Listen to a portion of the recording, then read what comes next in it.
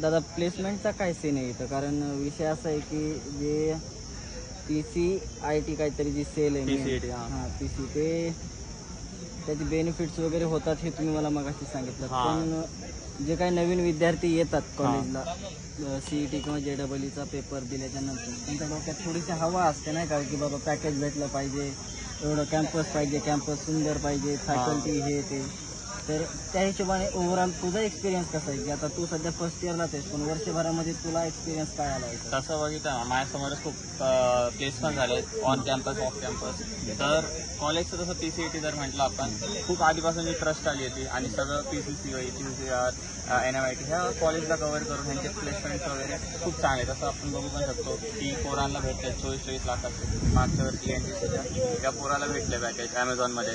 स्टायपंड्स पण भेटतात. मला सकाळच्या वेळेस एक मुलगा भेटला होता, तो म्हणला की बाबा कमीत कमी म्हणजे हायेस्ट 30 ते 40 लाखापर्यंत सुद्धा जातो. हायच जातो जर तुम्ही तेवढं एफर्ट दिले, जर तुम्ही कंपनीचं तेवढं अप्रोच वगैरे केलं. आणि तसं आपल्या कॅम्पसवरती पण आहेत ना ट्रेनिंग आणि प्लेसमेंटचे हे पण सेशन्स पण होतात.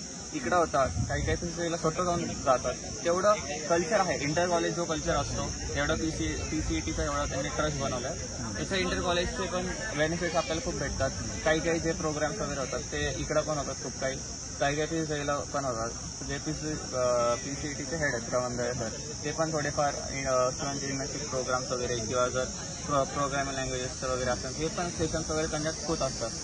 त्याच्याने स्टुडंट्सला कसं थोडं कॉन्फिडन्स पण येतो. आणि जसं तू म्हटला फर्स्ट इयरला आल्यावरती हवा वगैरे असते. तर माझं असं म्हणणं आहे जेवढं तुम्ही नाही तिथं हंबल राहता आणि तेवढं तुम्ही सिनियर ठेवलं तेवढं आपल्याला भेटतं. म्हणजे जास्त सिनियर सोबत कनेक्टेड राहणं गरजेचं आहे, खूप गरजेचं आहे. आणि तसं बघितलं हे काय कुठल्याही कॉलेजमध्ये खूप हायस्ट पॅकेजेस पण असतात, लोएस्ट पण असतात.